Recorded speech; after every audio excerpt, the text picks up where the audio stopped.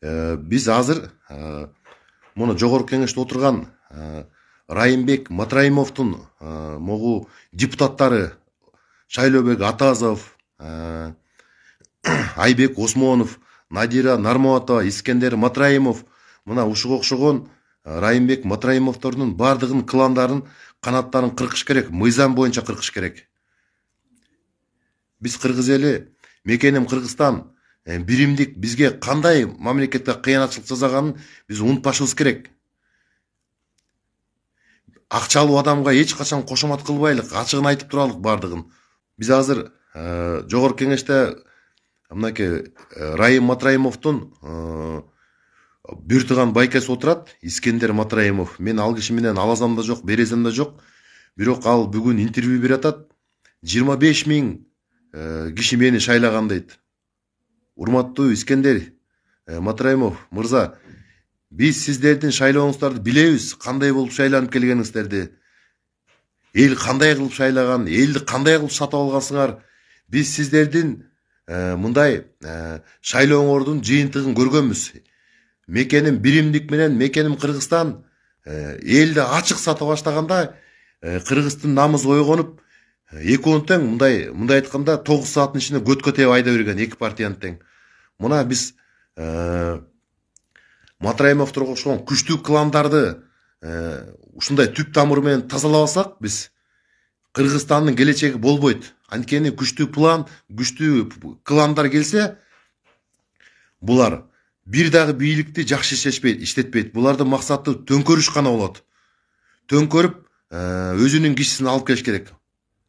Биз көргөнбүз да 2020 жылы Сооронбай Жээнбековду элдин баары кубалап жүргөндө биз көргөнбүз. Матраимовдордун партиясын, биримдиктин партиясын элге чыга албай калышкан булар. Азаттык бардыгынын банктын шоттору менен далилдеп бербеди эле. 700 миллион доллар чыгып кеткен деп. Мынакей бунун бардыгы мынакей Турциядагы Саймайти дегенди да өлтүрүп тынышты. Ал Азаттыкка түздөн-түз интервью берген. Саймайтинин өлүмүнө түз эле Матраевдер күнөөлүү.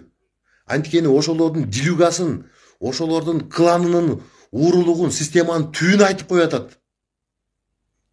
Ошонун негизинде Саймайти Чакалайдын чак түшүндө кафеден өлтүрүлүп атат баш катып. Бул жерден Райымбек Матраимовдор менен иштешкен МВДдагы сотрудниктери бар, тиги кадрлары, сотто бар кадрлары, прокуратурада бар кадрлары, улуттук коопсуздукта бар кадрлары. Мына ошонун бардыгын могу бийликке, бийлик азыр конкретный кылып атат да. Ушунун бардыгы, если күрөшкөн чын болсо, конкретно булардын бардыгын тазалаш керек. Биз кландар тазаламайынча Кыргызстан эч качан өнүкпөйбүз. Матраимов жардам берди, Матраимов ун берди, Матраимов май берди, элге жардам берип атат деп. Ал сени менен менин акчам ал. Экөөстөн мондай алып койгон акча ал экөөстүк эле. Мамлекет эл сеники менен менин акчам ошол. Ал жерде Исмаил атасы таштап кеткен бир дагы байлык жок. Булар Матраимовдор, булар голый эле семья болчу, голый семья. Мамлекетке келип, мамлекеттик кызматты иштеп, мультимиллиардер болушту. Миллиард доллар достижениясы ошондойго жетишти булардын. Матраимовдордун иштеген урматтуу Садыр Нуркожоевич, Матраимовдор менен чок иштеген Сооронбай Жээнбековдор да бар булардан. Конкретный Икрам Емельянов, шопур. Ушулардын баардыгын байлыгын текшериш керек. Бул Саймайтини эмнеге өлтүрүштү булар? Ушул система билинип калган үчүн өлтүрүштү. Чтоб дальше дагы ушу система билинип калбасын деп. Болгондо дагы Турциядан өлтүрүштү. Мына биз көрбөдүкпү, бир таможенникти алып келип, Сооронбай Жээнбековдун учуна Райым болуп турган учурунда алып келип, түзөп алып келип, кыйнап, обращение кылып, денесин баары көгүл болуп, интернетте толуп жүрбөйбү? Мынакей клан деп ушуну айтат. Балким билбейм, ар кандай сулучу болот да. Кудай өзү сактасын эми. Клан деп мынакей эң коркунучтуу клан Кыргызстан үчүн бул Матраимовдор. Түшүнгөн адамдар үчүн.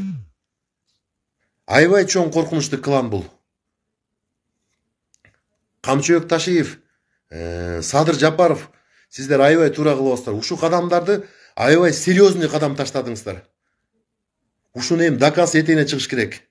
Бул Матраимовдордун бул жактагы байлыктары юрунда, бунун сырттагы шотторун текшериш керек. Булардын шотторун текшерсек, Кыргызстандын сырткы карсын Райым өзү эле кутулуп коет. Райым өзү эле кутулуп коет. Биз бир кланга баш ийбей, мамлекеттүүлүктүн бүтүндүгүн сактап, мыйзамга баш ийип, Кыргыздын келечегин ойлосок, мыйзамга баш ийип, таза адамдарды шайлайлык. Эч качан Кыргыздарга мондай кландар турганда, Кыргыздар биз эч качан оңолбойбуз. Эмне себептен оңойбойбуз? Клан, Матраимовский клан, тиги Сооронбай Жээнбековский клан, дей койчу, бүттү кланда вообще план жок. Искендер Матраимовдун мандатын бунун мандатын мыйзам негизинде алыш керек. Анткени менин 25 эл шайлаган деп эл жака секирип өтүп атат да. Дагы бир жолу айтайын, урматтуу Матраимовдор, сиздердин айыңыздардан Кыргызстанда 2020 жылы төңкөрүш болгон. Төңкөрүш. Биз Кыргыз эли ушундай бир чоң система менен алышып атканда бийликке кошомат кылды.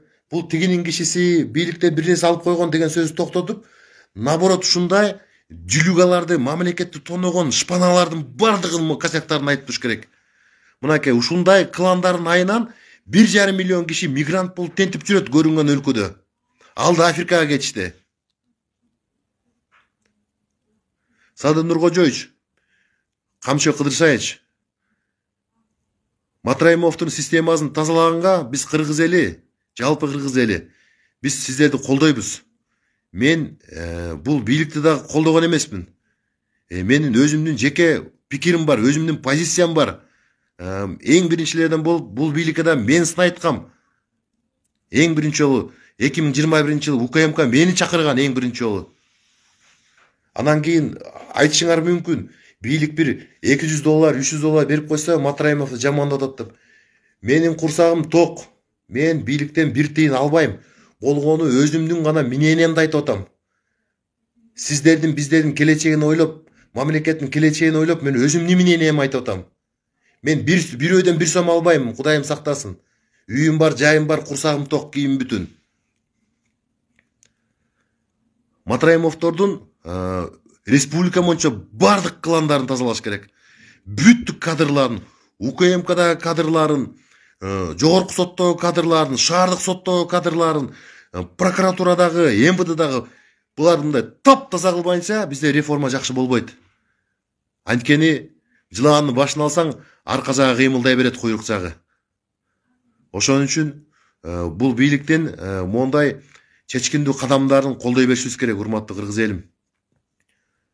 Бул бийлик мындай жанын курбанчылык кылып, өздөрүнүн жанын эртеңки келечегин ойлобой көп иш кылып атат, коркпой. Мына ушундайга биз поддержка берип коюшубуз керек бул бийликкечи. Урматтуу достор, мен ойлойм ушул түз эфирди бөлүшүп коет деп. Биз не только Матраимовдор, бул жерде аябай көп. Айбек Осмонов тоже блатной бала. Адагы аябай блатной бала. Ал бизнесин коргогону келди адагы. Мындай айтканда, Райымдын эмелери да, мындай айтканда, желдетте Лябайка деп кулду кургандар. Анан кийин Ахматбек Келдибеков деген бар. Вот натуральный ууру Ахматбек Келдибеков. Ахматбек Келдибековдун бардык байлыктарын текшериш керек. Урматтуу Садыр Нуркожоевич, мыйзамда дос деген болбойт. Ахматбек Келдибеков дагы бир 200 миллион, $250 миллион bunun дагы шотунда бар. Ушунча байлык чогулткан. өмүр бою госслужбада иштеген бу дагы. Мына ушуга окшогон мындай башы көрүнгөн чоң ууруларды, чоң госразбойниктердин бардыгын байлыктарын текшерип, мамлекетке буларды алып коюш керек. Мамлекеттин казынасы ушуга окшогондор менен гана толот да, ушуга окшогондор. И ушуларга урдатпаш керек.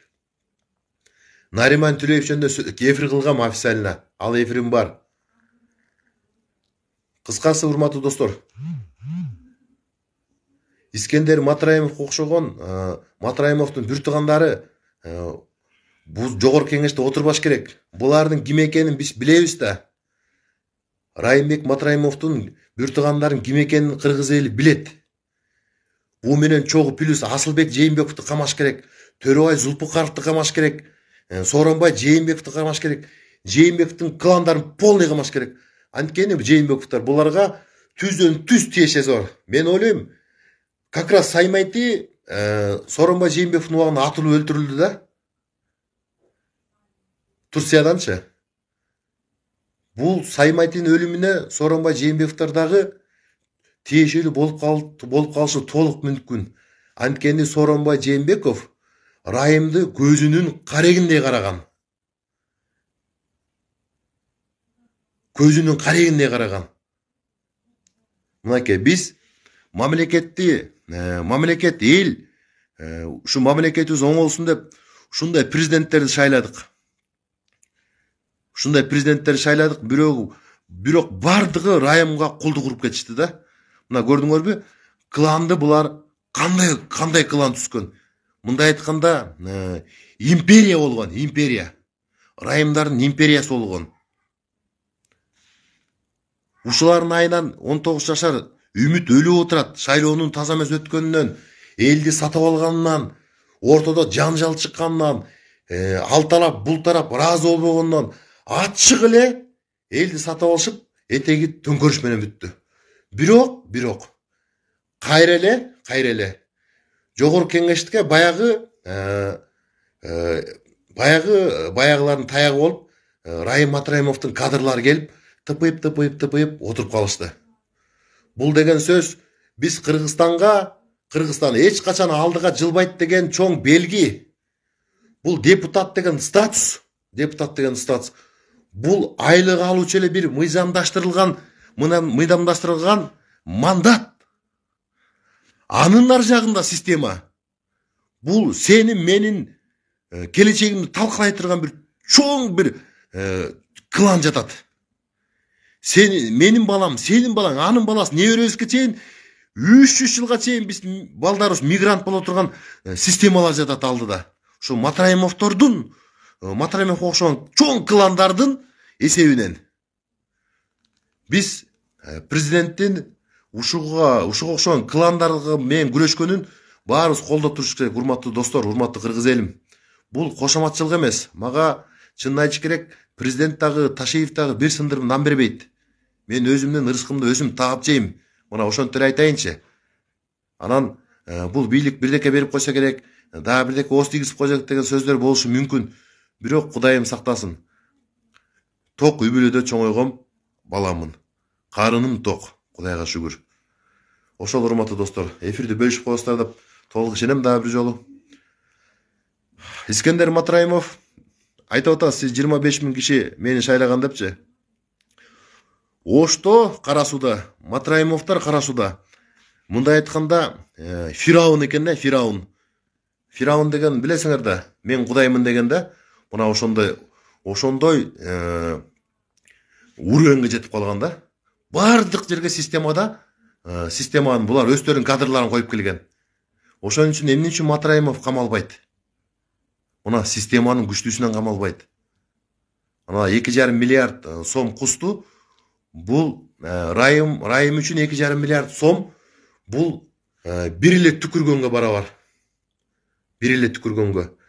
Кыргызстандагы бир 60 чоң миллионер байлардын баарын коссоң, Райымдын байлыгынын жарымына жетпейт акыйкатта.